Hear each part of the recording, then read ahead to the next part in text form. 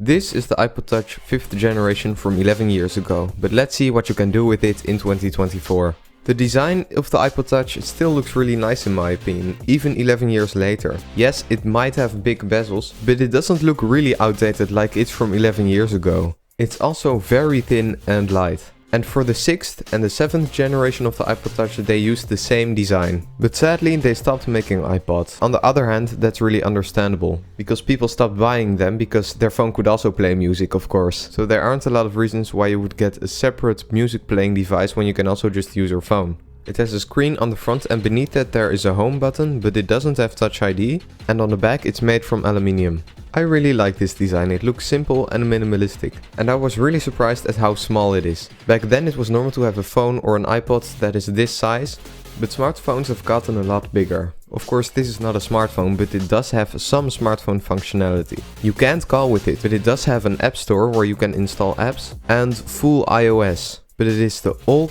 iOS 9.3.5, so you can't do that much with it anymore. So most apps in the App Store require a much higher iOS version, so you can't install that many apps anymore. And it first shipped with iOS 6, but iOS 9 is kinda slow on this device.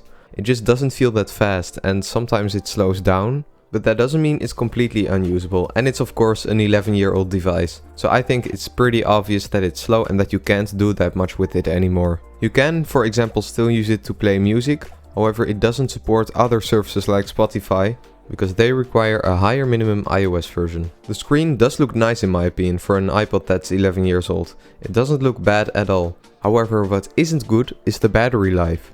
Apple made this device very thin, which means that they put a small battery inside of it. So it can't last that long.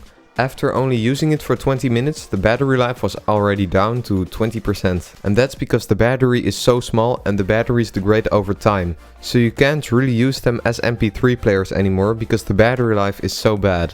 Of course you can try to replace the battery, but that's not easy. It also came in different storage options, so you have 16, 32 or 64 GB of storage. It also has a speaker on the bottom and it doesn't sound that good, but at least it has one, because some other models, like the iPod Nano, doesn't have that. It also has a 5 megapixel 1080p camera on the back and it could also shoot panoramas. However, compared to today's phones, it's not good at all. But for back then, it was a decent camera. And there was also an iPod Touch 5th generation model that didn't have the camera on the back. It was really fun looking back at this old iPod Touch. However, it's sad to see that you can't do that much with it anymore. And that is because of the old software.